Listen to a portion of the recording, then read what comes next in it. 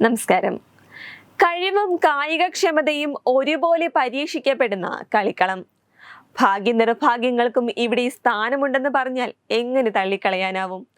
ക്രിക്കറ്റിൽ താരങ്ങളുടെ പ്രകടനം മാത്രമല്ല വിജയത്തിന്റെ ആധാരമെന്ന് ഉറച്ചു വിശ്വസിക്കുന്ന ആരാധകരുണ്ട്. അവരുടെ സുന്ദരമായ ഒരു വിശ്വാസമാണ് മലയാളി ഭാഗ്യനക്ഷത്രമായാൽ ലോകകപ്പ് നിഷ്പ്രയാസം ഇന്ത്യയിലേക്ക് എത്തിക്കാമെന്നത്. എന്തായാലും ആ വിശ്വാസം ഇത്തവണയും ആവർത്തിച്ചു. പ്ലേയിങ് 11-ൽ ഉൾപ്പെടുത്തിയിട്ടില്ലെങ്കിൽ പോലും ടീം ഇന്ത്യയുടെ 15-അംഗ സംഘത്തിൽ അവനുണ്ടായിരുന്നു. മലയാളി താരം സഞ്ജു സാംസൺ. 1983-ലാണ് മലയാളികൾ ക്രിക്കറ്റിന്റെ ഭാഗ്യ നക്ഷത്രമായി മാറി തുടങ്ങിയത്. കപിലിന്റെ ചുണക്കുട്ടികൾ ലോർഡ്സിന്റെ വിൻഡീസിൽ മലർത്തിയടിക്കുമ്പോൾ ഒരു മത്സരത്തിൽ പോലും കളിച്ചിട്ടില്ലെങ്കിലും ടീമിലെ മലയാളി സാന്നിധ്യമായി സുനിൽ വാൽസൺ ഉണ്ടായിരുന്നു. തമിഴ്നാടിനും ദില്ലിക്കും വേണ്ടി ആഭ്യന്തര ക്രിക്കറ്റ് കളിച്ചിട്ടുള്ള സുനിൽ മറുനാടൻ മലയാളിയാണ്. എന്നാൽ പ്ലേയിങ് 11-ൽ വന്നില്ല.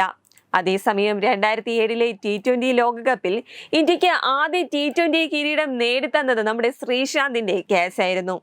ഫൈനലിൽ പാക് ബാറ്റർ മിസ്ബാ ഉൾ ഹക്കിനെ പുറത്താക്കിയ അവസാന ക്യാച്ചിലൂടെ ശ്രീശാന്ത് എല്ലാ അർത്ഥത്തിലും ഭാഗ്യതാരമായി. 2011-ലെ ഏകദിന ലോകകപ്പിൽ ഇന്ത്യ കപ്പ് ഉയർത്തിയപ്പോഴും ശ്രീശാന്ത് ടീമിലെ മലയാളി സാന്നിധ്യമായി. കൂടാതെ ഫൈനലിൽ പന്തെറിയാനും ശ്രീശാന്ത് ഉണ്ടായിരുന്നു. എന്തായാലും മലയാളികൾ ഉള്ള ടീമിനെ കപ്പെടുക്കാനാകൂ എന്ന വിശ്വാസത്തിൽ കുറച്ചൊക്കെ കഴമ്പുണ്ടല്ലേ? അതേസമയം ടൂർണമെന്റിൽ ഒരു മത്സരം പോലും തോൽക്കാതെയായിരുന്നു ഇന്ത്യ ഇന്നലെ കിരീടത്തിൽ മുത്തമിട്ടത്.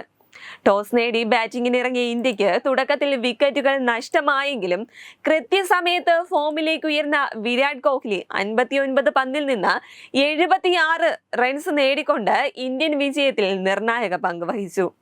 അദ്ദേഹത്തിന് പുറമെ അക്സർ പട്ടേലും ശിവൻ ദുബെയും നിർണായക സംഭാവന തന്നെയാണ് മത്സരത്തിന് നൽകിയത്. അങ്ങനെ ടോസ് നേടി ആദ്യം ബാറ്റ് ചെയ്ത ഇന്ത്യ 20 ഓവറിൽ 7 വിക്കറ്റ് നഷ്ടത്തിൽ 176 റൺസ് എടുത്തു. എന്നാൽ മറുപടി ബാറ്റിംഗിനിറങ്ങിയ ദക്ഷിണാഫ്രിക്കയ്ക്ക് 8 വിക്കറ്റ് നഷ്ടത്തിൽ 169 റൺസ് എടുക്കാനേ കഴിഞ്ഞുള്ളൂ. അതേസമയം T20 ലോകകപ്പിൽ ഇന്ത്യ 2ാം തവണയാണ് ഇത് ചാമ്പ്യന്മാരാകുന്നത്. 2007 T20 ലോകകപ്പിന്റെ ആദ്യ പതിപ്പിൽ MS ധോണിയുടെ നേതൃത്വത്തിൽ ഇന്ത്യ പാകിസ്ഥാനെ അവസാന പന്തിൽ പരാജയപ്പെടുത്തി ചാമ്പ്യന്മാരായിരുന്നു. എന്നാൽ 2014-ൽ ഫൈനൽ എത്തിയെങ്കിലും ശ്രീലങ്കയോട് തോൽക്കാനായിരുന്നു ഇന്ത്യയുടെ വിധി. വെബ് ഡെസ്ക് തത്തുമൈ TV.